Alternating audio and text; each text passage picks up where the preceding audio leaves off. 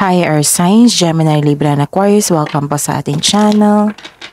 At ito ay inyong Daily Gabay Tarot Reading for April 16, 2024.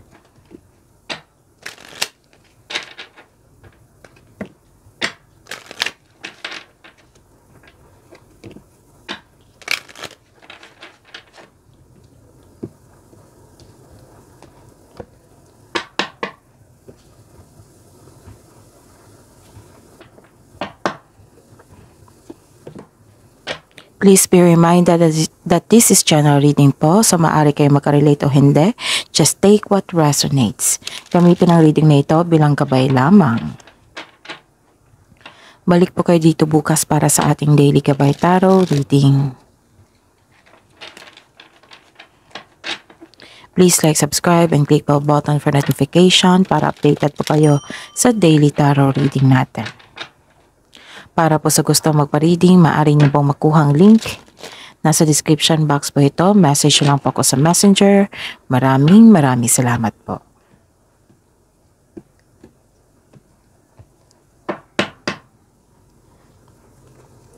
Spirits Guide, mga ganap po ngayong April 16, 2024 para po kay Gemini, Libra, and Aquarius.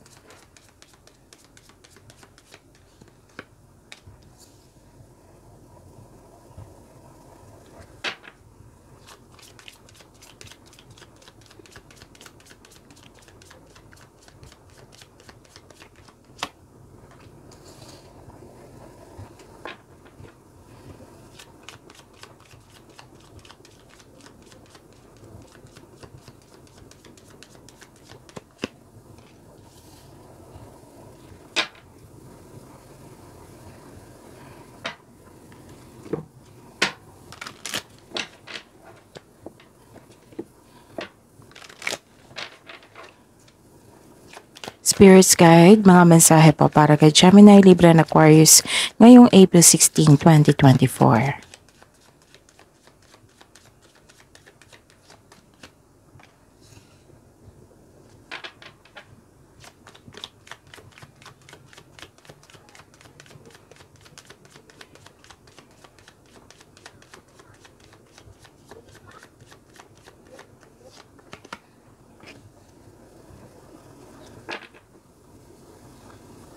Okay, Gemini, Libra, and Aquarius, ngayong April 16, 2024, may nakita akong success dito.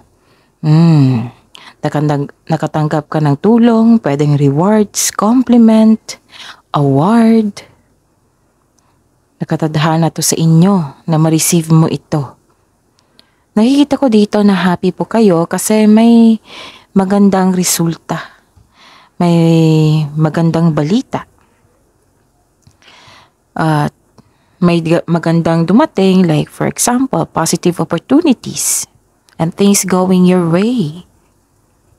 This is good luck and good karma. Yes, may success, so claim nyo ito. And nakikita ko dito may na-receive kayong good news, right? May na-receive kayong good news, pwedeng information, pwedeng news,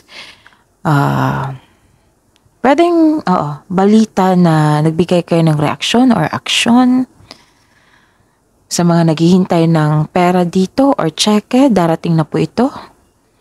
And lumabas ito, for sure ha, kung hindi ako nagkakamali, lumabas ito sa weekly nyo. So check nyo po yung weekly nyo po, April 15 to 21, 2024.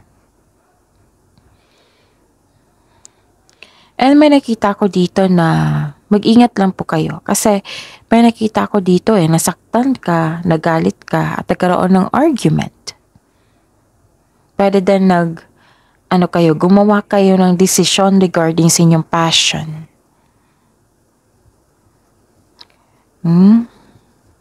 Pwede din itong SEX ha, lahat naman tayo adult dito. Pwedeng SEX without emotions. Pwedeng rough SEX. Kaya nakaramdam ng masakit. Okay? So, ayun. Huwag kayong, paalala lang po, huwag kayong gumawa ng desisyon kung hindi okay ang inyong energy. Like for example, malungkot kayo, galit kayo. Kasi itong desisyon na ito, kayo lang po yung mapapahamak dyan. Tapos may nakita ko dito na mensahe na para sa inyo. Oo, kasi this is the clarification na may kagalit kayo, may argument na nagkanap, or nagkaroon ng sama ng loob. Kasi may toxic traits. Nakikita ko dito ang mga mensahe about enlightenment, spiritual growth, and meron nga, humanity destructive traits, yung mga toxic traits ng mga tao, toxic workplace, toxic person, toxic relationship, yan. Put boundaries. Huwag nyo i-accept yung katoksikan nila, yung negativity nila. Kasi nga, mapapahama kayo dyan. Kung wala naman kayong ginawang masama sa inyong kapwa, then huwag kayong mabahala. Huwag kayong ma-feel guilty kahit close mo pa yan. And remember, baka ego lang yung nagsasalita sa kanya. And huwag kayong masaktan kung hindi naman totoo. At lalo na wala kayong ginawang masama sa inyong kapwa. Diba? Kung ipapakita nyo na guilty kayo, mas lalo yan, anong tawag nito? Mas lalo yan na spend ng time sa inyo. Na mas, yung taong attention seeker na walang ibang gawa kundi mangtitrip. Yung gusto niyang galit na siya sa kanyang sarili, galit na siya sa mga nangyari na hindi niya ma-accept. Gusto niyang i-transfer niya sa inyo ang kanyang energy. Kasi nakita niya na relax lang kayo, wala kayong problema, puro achievement yung nakikita niya sa iyo. Kaya hindi talaga maiwasan na may magseselos. Part na yan ng life. Lalo na, 'di ba? Galing naman tayo sa immaturity. And naging mature tayo dahil sa mga experience natin sa buhay. So, kailangan natin intindihin yan. At intindihin na wag i-accept yung mga negativity nila. Kasi, ito yung dahilan na, isa sa dahilan na magkaroon ng blockages or delay. So, claim nyo to mga magandang dumating sa inyo. And don't worry, you are divinely guided naman. Kasi mas malakas yung connection nyo sa inyong sarili, sa inyong energy, sa inyong intuition, and sa universe. Kasi kaya nga, may nakita ako dito spiritual growth. Okay? May humanity's destructive traits talaga, no? So, put blockages. Be kind, be love. Kasi hindi lang para sa kanya yan, para din sa inyo yan. Okay? Spirits guys, ano po ang energy ni Gemini, Libra, Aquarius ngayong April 16, 2024?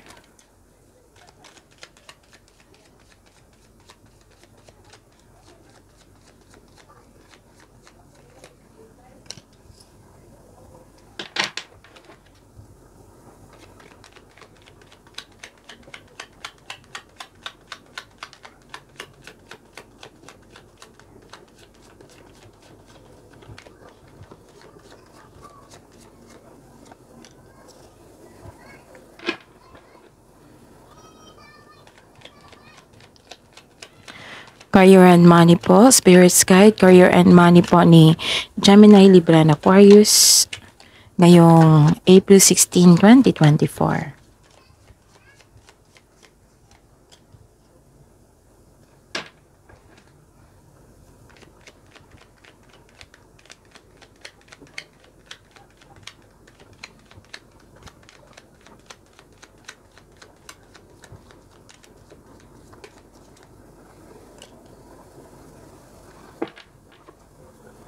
Spirits Guide, love life, self-love, partnership, and romance ni Gemini, Libra, Aquarius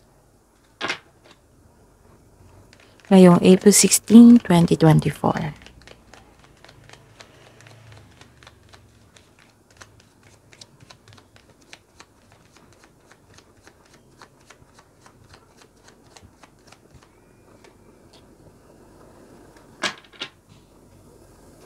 Okay, Gemini, Libra, and Aquarius, please visit our channel. Huwag niyo kalimutan ha, yung weekly Gabay Tarot reading natin sa mga hindi pa nakapanood dito. Kaka-upload lang po. It might be last 2 days, last day, oo. Yung Gemini, Libra, Aquarius niyo regarding sa weekly Gabay Tarot reading from April 15 to 21, 2024. Yung career and money nyo po, meron na April 16 to 30, 2024. At love reading, April 16 to 30, 2024. So check nyo po kasi para may makuha kayong karagdagang mensahe para maging gabay po ninyo. At sa mga hindi pa nakapanood ng monthly Gabay Tarot reading, andun din rin po. Check nyo po sa channel natin. Scroll down nyo lang po. Okay? And, ayun. Para po sa gustong magpa-personal reading, open na po yung schedule natin for booking. Yes, para po sa gustong magpa-personal reading, i-check nyo po yung video na ito. May description box dyan sa baba at nakapost yung link. I-click nyo po yung link and message me sa messenger for inquiry and for booking. Maraming salamat po. Okay. Gemini, Libra, and Aquarius ngayong April 16, 2024.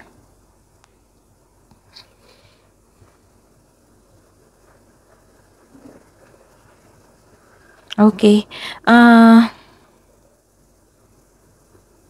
May nakita kong delay. Delay sa plano, delay sa travel, delay sa pagkakaroon ng... May plano kasi dito maglipat magkaroon ng relocation. Pwedeng lipat ng trabaho, lipat bahay, ganun. Nagkaroon po ng delay. And may nakita ko dito na may bumalik from the past. It might be physical ito ha, na personal talaga na babalik sa inyo or makipag-communicate sa inyo through electronic device. Nag-text, nag-call, nag-email, nag-chat, ganun. Or may nagpaalala. Tapos, ayun, naalala mo lahat yung past. Pero some of you ha, may bumalik talaga sa past nyo. Tapos ang dahil nito, sa mga ganap na ito, nahihirapan kayo sa pag-move on. Kasi may unfinished business, like for example, wala kayong closure, hindi maganda yung ending nyo, hindi maganda yung paghihiwalay nyo, yung biglang ghosting, pwede din. Tapos bigla lang siya nakipag-connect sa inyo. If ever man tungkol ito sa love, pwede nyo i-check yung love reading nyo for April 2024, yung monthly po. Tapos, April 16 to 30, 2024. Check nyo po. Baka may makuha kayong karagdagang mensahe doon. Okay? Nahirapan ka sa pag-move on dito Yung naguguluhan ka. Kasi pinaalala sa inyo, naalala mo. It might be, nagkaroon ng trauma, kaya, matawag dito, conscious, or naguguluhan talaga kayo. So, ingat lang ha, kasi baka magkaroon kayo ng anxiety. Pero at the end of the day, nakikita ko dito na si Gemini, Libra, and Aquarius nagkaroon ng expansion and growth. Wow. So, claim this message. Claim this message siya kasi ang ganda expansion and growth. Makikita mo na ang mga bunga na iyong pagsisikap ngunit mapagmasid. Kung may plano ka na ha, this is the time na gawin mo na ngayon. Kung may plano ka na. Kasi nakikita ko dito na okay ang aura mo nagkaroon ng malakas ang confidence, ganun. Nakita ko dito na some of you ginagawan mo ng action ng matagal mo ng plano for your growth. And may posibilidad na maglakbay po kayo. Diba sabi ko sa inyo na may delay sa travel, sa paglilipat, ganun. This is the clarification na may posibilidad ng paglakbay o ituloy mo na yung matagal na plano sa, like for example, pag-abroad para doon na magtrabaho.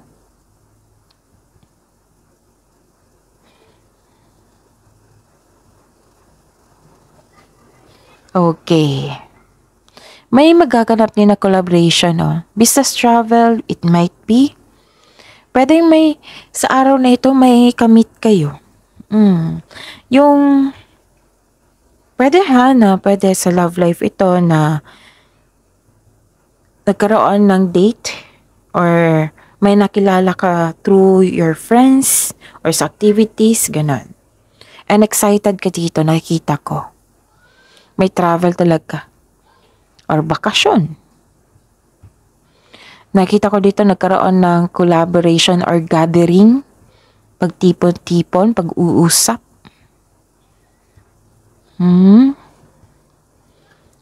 So sa araw na ito, nagkaroon natuloy na.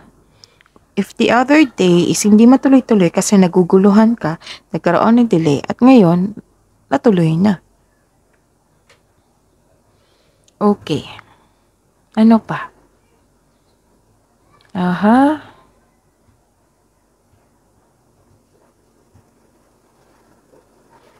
Ang ganda nito. Kasi this is, sa career and money this is hope and healing. Diba sabi ko sa inyo na may opportunities, may positive opportunities, naging masaya ka sa cards nyo dito. So, andito po. This is the clarification na nagkaroon ng opportunities. And this is the clarification also na may renewal. Oo.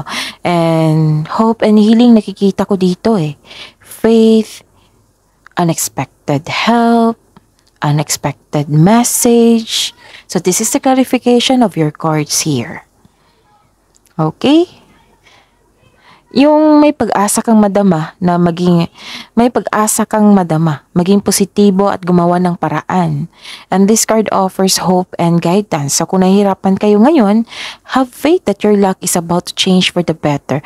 And indeed, mangyayari talaga kasi lumabas dito sa cards nyo. Na nagkaroon ng good luck.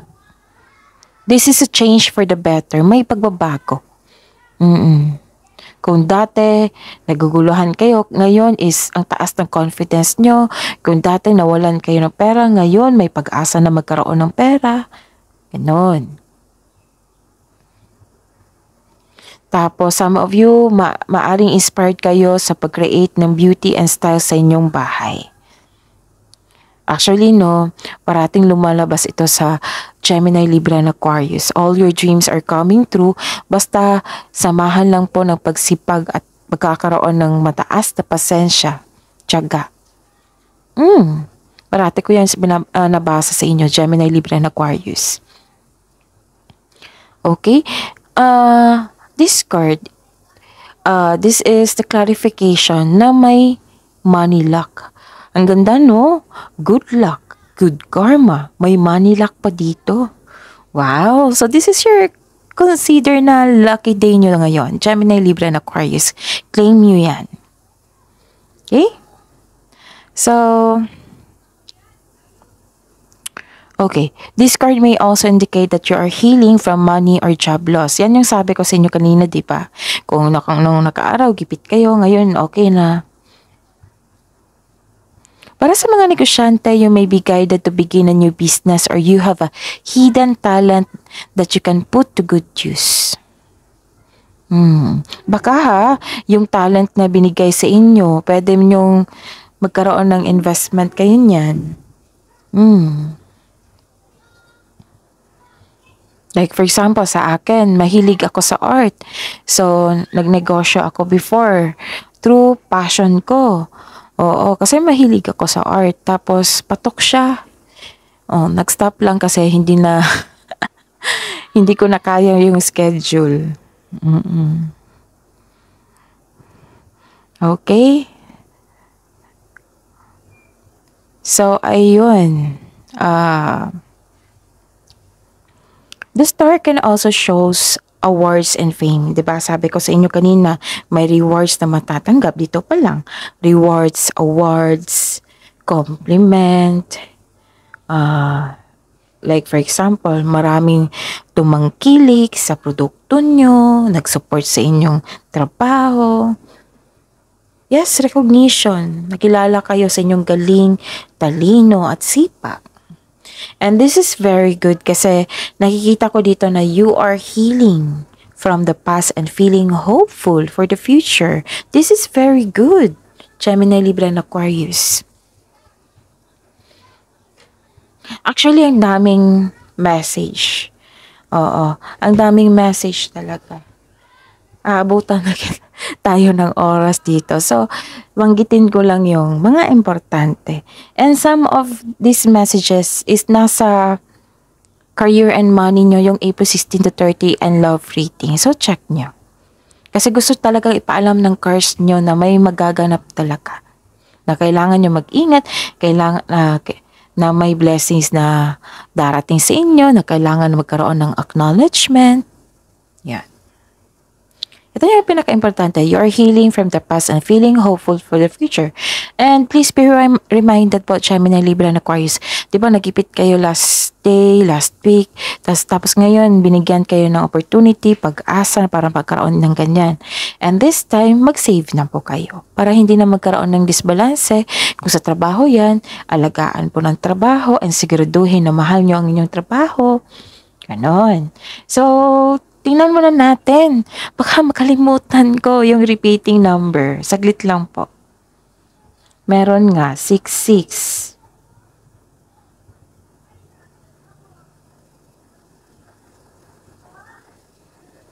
66 lang po. Okay. 33. So, 6633. Okay. Ang 33, it means love, wisdom, and guidance. Yes. The number 33 is a sacred and spiritual number that symbolizes love, wisdom, and guidance. So, claim nyo yan ha. Spiritual growth. Wow. Ano to pagbalance between your mind and body. And kung hindi ako nagkakamali, lumabas ito sa weekly nyo. Yes. Yung nagkaroon ng self-expression, creativity, and busy kayo ngayong araw kasi you're, gusto mong, gawa ng paraan, magsipag para ma-achieve mo yung goals and dreams mo. Nakikita ko dito. And sabi ng universe sa inyo and your guardian angels na nasa right path po daw kayo. Wag lang po daw kayo mag-self-pity, sabi po nila. Wag kayong mag-self-pity kasi yan yung ma-attract nyo. Kung pwede po. Ha? Kung pwede, wag kayong mag-self-pity. Yung negative nang iniisip nyo. Okay? Tuloy lang po kasi nasa right path po daw kayo, sabi po ng universe and your guardian angels. Nagkaroon ng pagbalanse and this is all about love, wisdom, and guidance. So, meaning to say, you are divinely guided. And mag-iwas po kayo sa toxic traits sa tao and accept nyo na lang na, what I meant is, ganyan talaga na may toxic traits. May toxic traits and wag nyo i-accept yung energy nila. Ganyan talaga yung pagtanggap sa mga ugali nila na ganun talaga merong ganyang tao. So, kailangan na lang natin intindihin and please be reminded, huwag niyong i-accept yung energy nila, negative energy. Okay? Walang anong tawag nito? Walang ganap na blockages. Ano pa yun? 66 pa? Okay. Siguraduhin ko lang. Okay. So, this is the number 66 is a powerful number that represents home, pagkakaisa. This is all about family, love, and idealism. Ang ganda, no? It is also symbol of a prayer answered. Yes, answered prayer. Yung nagpray kayo ng isang araw. And this is the answer you want to hear na nagkaroon ng answered prayer dito. Compassion, harmony, nakareceive po kayo ng unconditional love. Okay? So, tandaan nyo yan ha, yung 66 and 33. Kung pwede, isulat nyo. Baka may makita kayo dyan sa daan, sa paligid nyo, sa panaginip. And yun yung anong tawag nito? Yun yung meaning niya. Okay? So, this is very good. Ang ganda ng mga mensahe po. So far, ang ganda talaga. So, this is spiritual growth. Okay. Let's proceed. May concern kayo sa isang immature na tao, oversensitive, selfish. And sabi po ng card dito, mag-ingat po daw kayo sa sasabihin sa kanya kasi baka nagkataon na sensitive po ito. Baka iba din masagot niya sa iyo, kaya nagkaroon ng argument.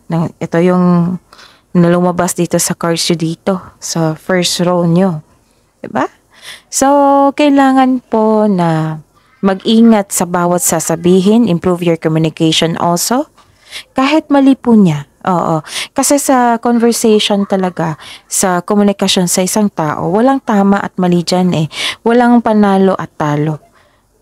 Kakausapin mo lang siya para maging maayos yung connection nyo. And improve your communication, dahan-dahan lang po kasi baka lalo na't bata to sa inyo. Dahan-dahan lang sa bawat salita para kunin mo yung attention niya para makinig siya sa iyo. Huwag niyong puro sisi kasi kung puro sisi, Miss Jo, mali naman niya. Oo nga, alam natin. Tayo ang nakakaalam, tayo ang nakakaalam na sa pagbalanse, tapos magsilbing good model tayo sa kanila. Kasi nakikita ko dito na selfish siya, immature siya na tao, oversensitive siya. So, ang gagawin natin is kunin mo yung attention niya para makinig siya sa iyo. Improve your communication also. Tapos, wag puro sisi. Yung i-encourage mo lang siya na gawin niya yung tama. Iwasan mo lang siguro na ganito kasi baka masaktan ka rin. Ganun. Yung i-improve yung communication mo. Maaring kasamahan mo ito sa trabaho, ha? Okay? Nakikita ko dito na bata pa to sa inyo. At maaring may confrontation talaga magaganap. Ingat lang po kasi sensitive to. Iba kasi mag-react yung immatured eh. 'Di ba? Mas nauna pa yung matapos yung salita niya kaysa sa atin. Pero kailangan natin i-admit din na nagdaan din tayo sa ganyang pag-uugali, di ba? So, ayun, kailangan natin ng mataas na pasensya dito. Iba naman tayo iba kasi si Gemini, Libra, and Aquarius, si air signs kung makipag-communicate. Diretso talaga yan, prangka talaga kayo. Pero at least aware kayo, di ba? Sa pagiging prangka, baka hindi to makinig lalo. So, ayun, siya, sabi niyo pa, may narinig ako ngayon, Miss Jav, siya, hindi naman kailangan na ako mag-adjust sa kanya. Pero kailangan kasi, bilang tulong na rin. Kasi, di ba, natuto din tayo hindi lang sa mga pangyayari, kundi sa isang tao, sa pangaral ng isang tao. Di ba? So, tulungan na lang natin. Kung ayaw talaga, din mahayaan mo siya. Focus na lang kayo sa inyong gawain. Okay? I-pray nyo lang po siya. I-pray nyo po siya na magiging okay siya, na iwasan niya yung mga ginagawa niya, na mahalin niya yung kanyang trabaho at pera. Mga, iba-iba kasi tayo na experience di ba? So, i-pray nyo na lang po na magiging okay siya soon. Okay? And sabi po ng card dito, palagi tong sinasabi ng cards nyo. Halos araw-araw na. Gemini, Libra, and Aquarius. Baka raw, pwede magpahinga kayo. Kung magpahinga po daw kayo, kung pwede daw, hindi kayo mag-overthink, mag-overanalyze. Guilty ng iba dito. For sure. So, Gemini, Libra, and Aquarius, pahinga din po. Pahinga din po. Kahit isang araw. Kung oras ng pahinga, like for example, day off nyo, kailan ba? Sunday, for example, Sunday. Huwag kayo mag-overthink dyan. Huwag kayo mag-overthink. Pahinga. I-enjoy mo yung sarili mo, pamper yourself. Iba-iba kasi tayo ng pag-pamper sa sarili natin. Iba, iti-treat yung sa pagkain, bibili ng gamit, mag-movie marathon, ganon. Okay? So, ayun. Idea yan ha. So, ang haba ng mensahe ngayon, no? Actually, ang haba talaga. Kailangan ko lang i-maintain. Baka kasi sobrang taas na. Tapos ang hina pa ng wifi namin. Hindi makisama. Okay, so ayun, panoorin niyo na lang po yung love reading nyo and career and money sa April 16 to 30. Kaka-upload lang po. Nasa channel natin. Okay, sa love reading po, love life, self-love partnership, nagkaroon ng new beginning. May celebration po dito. Oh, may nakita ko new beginning and celebration. Nagkaroon ng para sa mga single, you should take a chance on love. Huwag kang matakot ma-in love ulit. Yes, kasi some of you takot ma-in love ulit. Kasi hindi maganda, some of you hindi maganda yung past nyo. So, for in a relationship, sa mga buhay mag-asawa, mukhang may tampuhan kayo kahapon or last week. So, sabi ng card nyo po na kailangan nyo pong i-leave nyo ang past behind. It's never too late to begin again. Mag-usap po at magpatawad. Okay?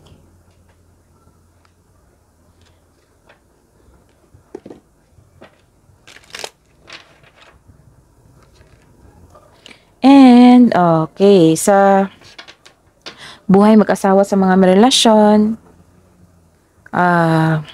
even when you feel lost, there is always a way through the labyrinth.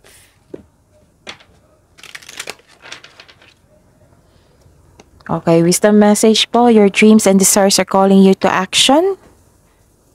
And indeed, nakita ko talaga dito na ginawan mo ng action dito pa lang. Nag-take an action ka na towards your goal. So, the journey begins today. So, this is a clarification of your journey. Tatlong card na po nagsabi dito. Okay. Ano pa? And may sabi, diba? May sabi ako kanina na maaari makatagpo kayo ng new person sa true friends pagtatagpo. Yes, dalawang card na po nagsabi.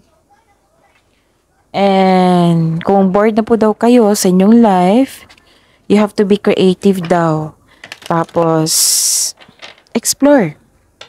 You can do this by starting new projects, setting new goals, and making spiritual connection. Exploration. And ang sabi po ni Archangel Lavender, prepare for soul healing. And nangyari nga, may healing po dito. Prepare for soul healing, forgive, and release everyone. Yan. So, ayun. You are on the right path, oh. Diba yung sa repeating number na you are on the right path sa 33. So, you are on the right path. And may healing and hope. Hope and healing. And forgiveness, meron din. So, ayun. Ang ganda. So, I consider this maganda ang inyong reading po. Kasi yung challenges is, alam ko naman na masolusyonan mo yan. Okay, Gemini, Libra, and Aquarius. Please like, subscribe, and click the button for notification para updated po kayo sa daily tarot reading natin. Maraming salamat po.